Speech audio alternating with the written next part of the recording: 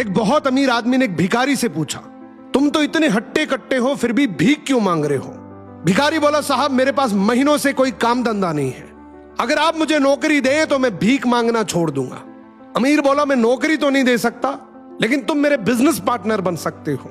मेरे पास एक चावल का प्लांट है, तुम चावल बाजार में सप्लाई करो और मुनाफा महीने के अंत में बांटेंगे।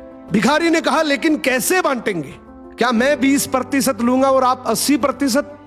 अमीर बोला, मुझे सिर्फ 10% चाहिए, बाकी 90% तुम्हारा होगा, ताकि तुम जल्दी तरक्की कर सको। भिखारी ने जोरों से काम शुरू कर दिया। उम्दा चावल और सस्ते दामों से उसकी बिक्री बहुत बढ़ गई और उसे खूब मुनाफा हुआ। लेकिन जब मुनाफा बांटने का समय आया तो भिखारी ने सोचा, सारी मेहनत तो मैंने की है, तो अब अमीर आदमी को 10% क्यों दूं?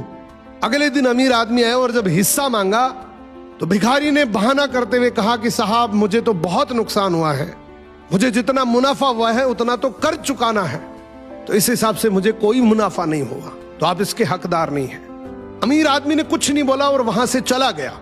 भिखारी बड़ा खुश हुआ, सोचा सारा प्रॉफिट मेरा हो गया। अब भिखारी उन पैसे से रोज मौज करे। ऐसे करते करते उसके पास से सारे पैसे खत्म हो गए। अब पैसे भी नहीं है और काम धंधा भी नहीं है, तो मजबूरन उसको फिर से भीख मांगना शुरू करना पड़ा। एक दिन वो अमीर आदमी उसके पास से गुजरा और उसको देखा, क्या ये तो फिर से भीख मांगने लग गया। अमीर आदमी ने एक बहुत अच्छी बात बोली कि इस दुनिया में गरीब और अमीर आदमी जो होता है ना, उसमें सबसे बड़ा डिफरेंस होता है उसकी सोच का। एक रिच माइंडसेट हमेशा ये सोचता है कि मुझे भी प्रॉफिट हो जाए और मेरे साथ जो काम कर रहे हैं उनको भी प्रॉफिट हो जाए।